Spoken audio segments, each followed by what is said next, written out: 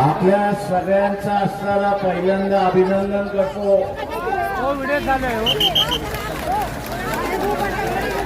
काका इथल्या वर्तमानपत्राच्या मालकाने इलेक्ट्रॉनिकचे जे मालक आहेत त्या सगळ्याने देशाला घाण ठेवलं आणि त्याच्याच बरोबर देशाचे पंतप्रधान नरेंद्र मोदी हे वेगवेगळ्या देशांच्या प्रमुखांपुढे नाचतात, मुजरा करतात, ही बातमी आपल्यापर्यंत पोहोचवली नाही। या सर्व मालकांना माझं असणारं आव्हान आहे,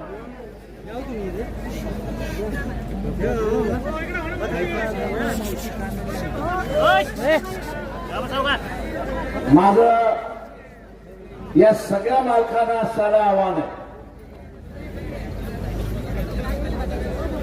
की वेगवेगळ्या पद्धतीने लोकांचा असणारा राग हा शिगेला पोचताना मला दिसतोय। काश्मीरच्या प्रश्नावरनं पाकिस्तान बरोबरचे असणारे अनेक युद्ध झाले, या अनेक युद्धाच्या कालावधीमध्ये असेल किंवा काश्मीरचा प्रश्न आंतरराष्ट्रीय स्तरावरती ज्या ज्या वेळेस ठेवून झाला असेल तर भारताच्या पाठीमागे ठामपणे कोणी उभं राहिलं असेल तर इराण सारखं राज्य हे आपलं त्या ठिकाणी उभं राहिलं हे लक्षात। मित्र हे जपायचे असतात। आज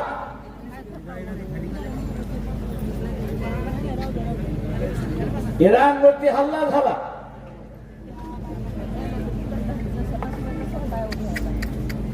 कशावरनं हल्ला झाला तर ते असणारे अनुभव निर्माण करतात आहेत आणि कुठल्याही मुस्लिम राष्ट्राकडे अणुबॉम्ब असू नये अशी असणारी भूमिका असेल मग भारत सरकारने पहिल्यांदा विचारलं पाहिजे की पाकिस्तानकडे अणुबॉम्ब कसं काय तुम्ही येऊ दिलं त्याचा खुलासा। मैत्री जपण्याच्या ऐवजी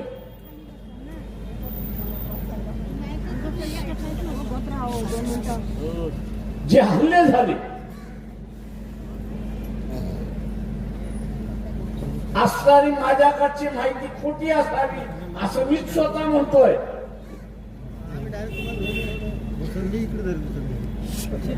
इराणवरती हल्ला होण्याच्या अगोदर एक आठवडा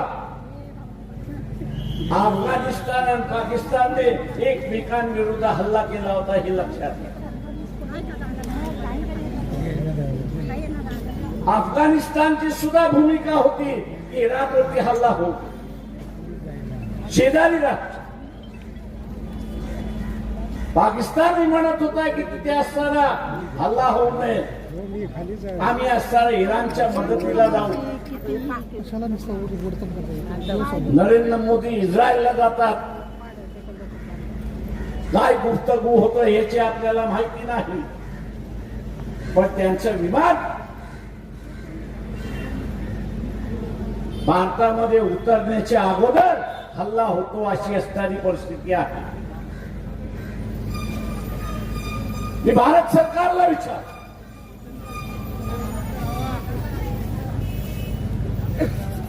की त्या इलाक्यामध्ये भारताचे 2 सेंटर्स आहेत, एक दुर्गम म्हणून असणारा एक सेंटर आहे आणि इराण मधला असणारा चिपर नावाचं असणारं जे पोर्ट आहे ते आहे।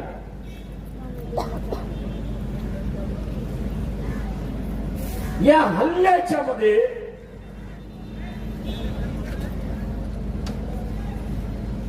या हल्ल्यामध्ये या दोन्ही सेंटरने मदत केली की न मदत केली याचा असणारा खुलासा हा विचारला जाणार आहे, हे लक्षात घ्या.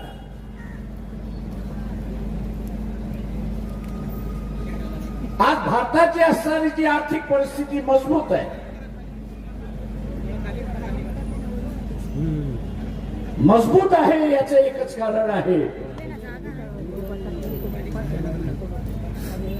की जे आखाती देशामध्ये भारतीय नागरिक काम करतोय त्यांनी कमवलेला पैसा हा भारतामध्ये पाठवलेला.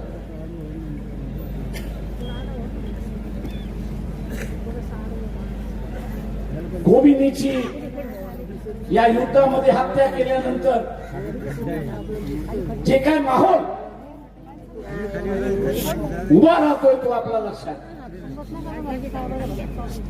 एक एक मुस्लिम राष्ट्रामध्ये राजकर्ते अमेरिकेच्या बाजूने आहेत, पण जनता ही इराणच्या बाजूने आहे, हे आपण असताना लक्षात.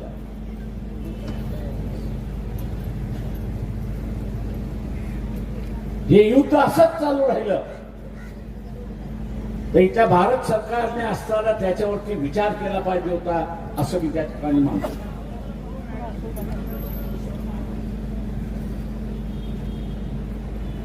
दोन कोटीच्या वरती भारतीय त्या आखाती देशामध्ये, जसं अमेरिकेच्या सैन्याच्या विरोधात, अमेरिकेच्या सैन्याच्या विरोधात ज्या पद्धतीने असणारा तिथल्या मुस्लिम राष्ट्रांमध्ये राग पेटून उठलाय आणि कदाचित रस्त्यावरची सुद्धा लढाई त्या भागामध्ये आपल्याला बघायला मिळेल, ही असताना लक्षात. आणि त्यामध्ये मोदींचा काही सहभाग असेल तर या 2 कोटी भारतीयांचं सुद्धा आयुष्य धोक्यात आहे, हे आपण असं लक्षात घ्या.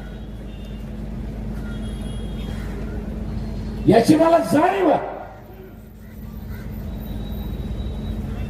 की RSS आणि इस्रायल यांचे घनिष्ठ संबंध आहे.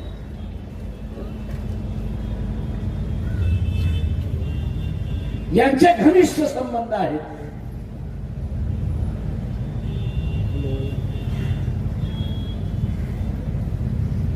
ते संघटनेचे संबंध आहेत, देशाचे संबंध नाही.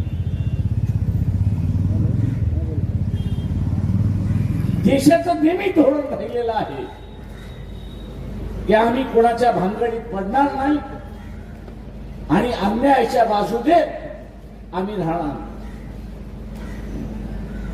कुठल्या देशाच्या भानगडीमध्ये आम्ही पडणार नाही आणि कुठल्या अन्याय करणाऱ्याच्या बाजूने आम्ही राहणार नाही, ही भूमिका आपली राहिली.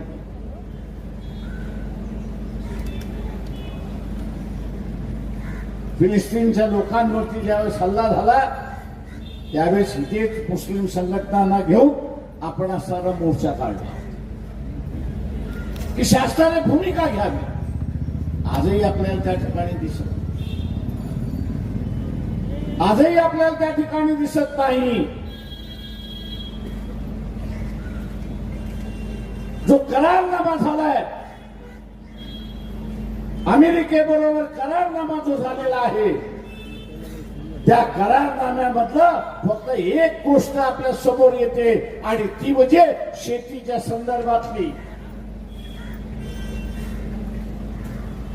करारनामा फक्त असताना शेतीच्या संदर्भातला झालेला नाही, तर त्याच्यामध्ये असं म्हटलेलं आहे, त्या करारनाम्याचा म्हटलेला आहे, अमेरिकेची जी चिंता असेल,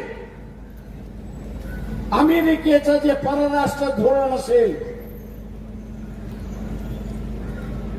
भारताला त्याच्याशी जुळून घ्यावं लागणार आहे.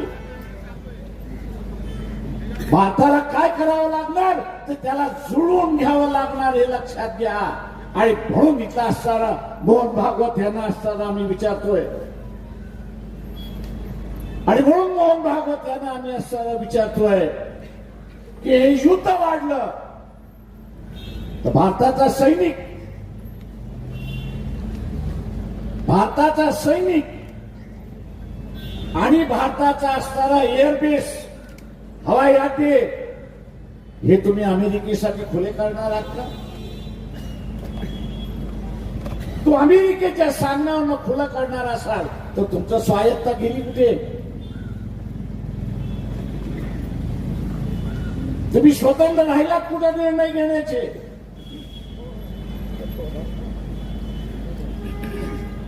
आणि आज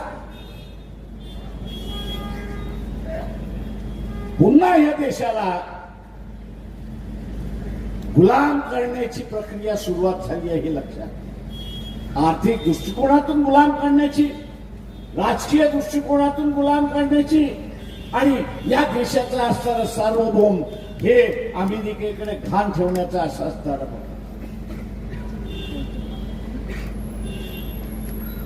मोहन भागवत हे तुमच्या संघटनेला, RSS ला मान्य आहे का याचा पहिल्यांदा खुलासा करा. सत्ता तुमची आहे,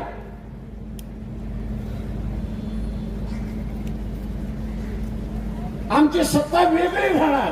विथ अ डिफरन्स हा शब्दप्रयोग तुम्ही केला होता. हा जो वेगळेपणा आहे, डिफरन्स जो आहे, हा गुलामीचा डिफरन्स होता. तुम्हाला या देशाला गुलाम करायचं होतं. आज तुमचा करारनामा हा गुलामीचा करारनामा आहे, हा जाहीरनामा आहे असं मी त्या ठिकाणी मानतोय. बाळासाहेब म्हणाले होते की यापुढे पेनाच्या ताकदीतून असणारा देशाला गुलाम केल्या जाणार. पेनाच्या ताकदीतून असणारा गुलाम केला जाणार. आणि आज आपल्याला दिसतंय की एग्रीमेंटच्या माध्यमातून आपल्याला गुलाम करण्यात आलेला आहे अशी परिस्थिती. काही पक्ष म्हणतात की आम्ही असणारा सभागृहामध्ये आवाज उठवू. आणि त्या सभागृहामध्ये आम्ही सुद्धा आवाज उठवला.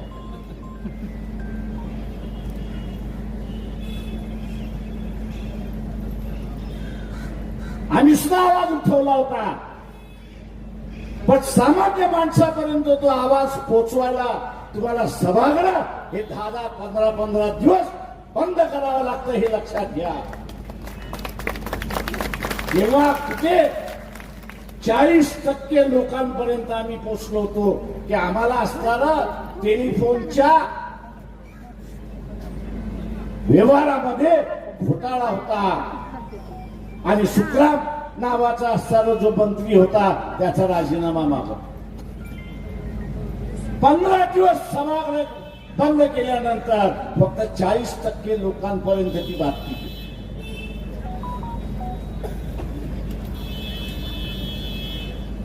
15 दिवस सभागृह बंद केल्यानंतर 40% लोकांपर्यंत बातमी गेली. तुम्ही असणारा जी बातमी आजकाल सभागृह बंद करताय, सभागृहामध्ये आवाज करताय. मी लोकांना दोष देत नाही, पण एसटी नावाची असणारी फाईल काय आहे हे 80% जनतेला माहिती. त्या एसटी फाईल मध्ये मोदींचं नाव का आलं याच्याबद्दलही असताना माहित नाही. अमेरिकेबरोबर झालेला करारनामा हा फक्त शेतीपुरता मर्यादित नाही, तर इथल्या बँकिंग सेक्टर पुरता मर्यादित आहे नाही. इथला असणारा परराष्ट्र धोरणाबद्दल मर्यादित नाही, तर या देशाची पूर्ण निर्णय घेण्याची जी प्रक्रिया आहे, निर्णय करण्याची असणारी जी प्रक्रिया आहे, याच प्रक्रियेला खेळ घालण्यात आलेला आहे. आणि सांगण्यात आलेला आहे की तुम्ही कुठलाही धोरण घ्या, त्या अमेरिकेच्या धोरणाच्या बरोबर असेल, त्याच्या विरोधात राहणार नाही. आणि तुम्ही जर विरोध केला तर आम्ही तुम्हाला 500% टॅरिफ लावू अशी असणारी परिस्थिती आहे. ज्याला या देशाची परिस्थिती माहित नाही त्यांना असणारा सांगतो, या देशातली 35% जनता अजून दारिद्र्य रेषेखाली जगते. अजून 35% जनता ही दारिद्र्य रेषेखाली जगते. बाजारपेठ आम्हाला शोधण्याची गरज नाही. जगाला भारतामध्ये बाजारपेठ शोधावी यायला लागते. फक्त या 35% 5% काँग्रेसवाले असतील त्या सगळ्यांना माझी असणारी विनंती आहे की पाळी तुमच्यावरती येऊ देऊ नका. कारण ज्या भावाला शेतकऱ्याला भाव मिळतोय तो नाखुश असला तरी तो म्हणतो ठीक आहे मिळते कधी मिळते. उद्या गहू असेल धान असेल डाळी असतील पल्सेस असतील कडधान्य असेल शहरातल्या माणसाला अर्ध्या किमतीत मिळेल. त्याला तो शेती करत नाही तो विकत घेत असतो. त्याला अर्ध्या किमतीत मिळतील म्हणून तो असताना आनंदित असतो. पण या देशामधला जो पिकवणार आहे या देशामधला जो पिकवणार आहे तो रसातळाला गेलेला असेल हे लक्षात घ्या. तो रसातळाला गेलेला असेल आणि त्याच्या पुढे मग एकच मार्ग राहतो आणि तो म्हणजे जाऊन शहरातल्या माणसाला लुटा. हे माझं उदाहरण नाही देते मी. तुम्ही राजस्थान विधानसभेमधलं 1950 राजस्थान विधानसभेमधलं 1950 तिथल्या त्या काळच्या मुख्यमंत्र्याचं भाषण जर आपण ऐकलं तर त्यांनी असं म्हटलं की माझं बजेट कमी पडत होतं. माझं बजेट कमी पडत होतं आणि म्हणून पाकिस्तान मधल्या काही गावांवरती आम्ही हमला बोलून लुटत होतो आणि माल इथे आणत होतो. उदाहरण आहे त्या देशामध्ये. शहरातल्या माणसाला वाटत असेल की तुम्ही आधीच नोकरी आहे बेट्यानो 3 महिने थांबा 3 महिने थांबा. या करारनाम्याचा परिणाम आपल्याला दिसल्याशिवाय राहणार नाही. ज्यांच्या नोकऱ्या आहेत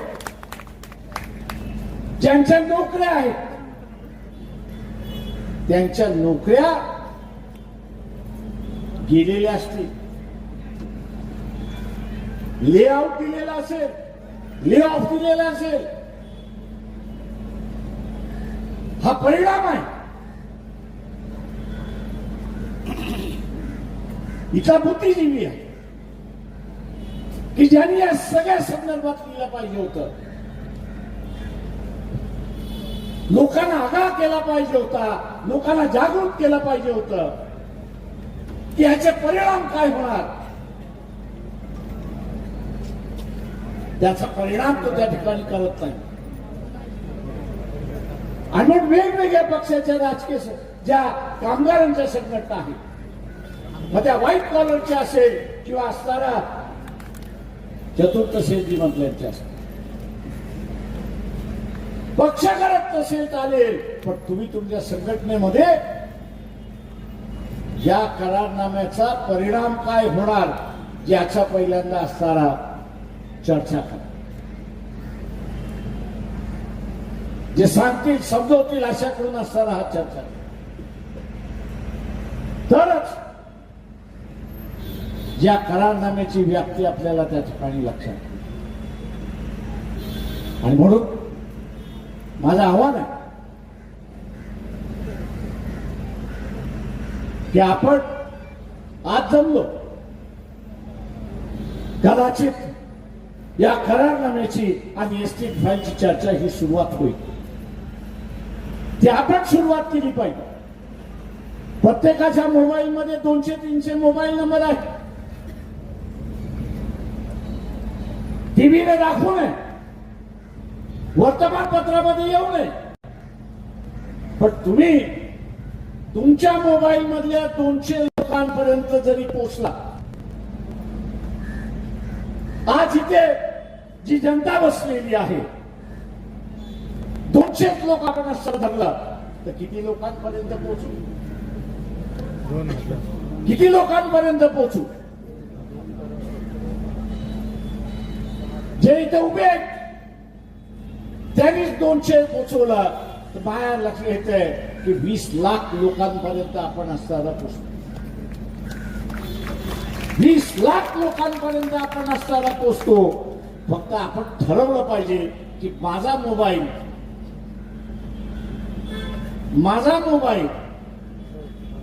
हा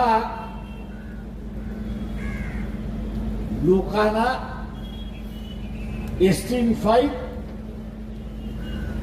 करारनामा आणि राफेल या संदर्भातली माझी जी माहिती आहे ती या 200 लोकांपर्यंत पोहोचवेल. हा दृढ निश्चय आपण सगळ्यांनी या ठिकाणी केला पाहिजे. आपण हा निर्णय केला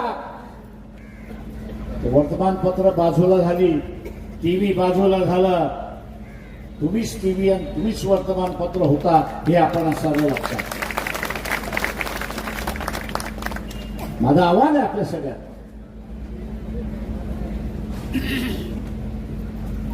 की परिस्थिती खालवत जाणार. या आखाती युद्धामुळे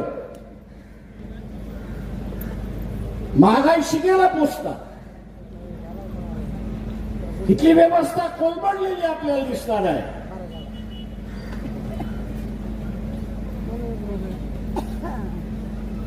किंवा आगा आपण असताना केला, माहिती आपण असताना दिली, तो लोक वाचवायला स्वतःला सुरुवात करतील अशी असणारी परिस्थिती आहे. आणि म्हणून नरेंद्र मोदी झाली तुमची 15 वर्ष,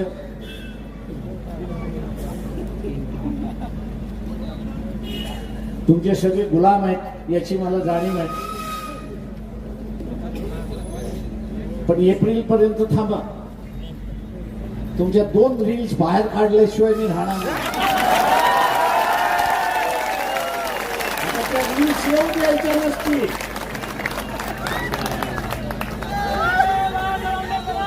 त्या रील्स येऊ द्यायच्या नसतील.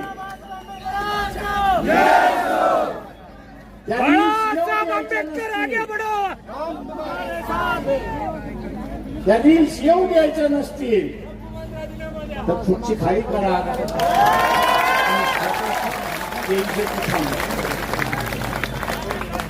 आमच्या पुढे 2च मार्ग आहेत.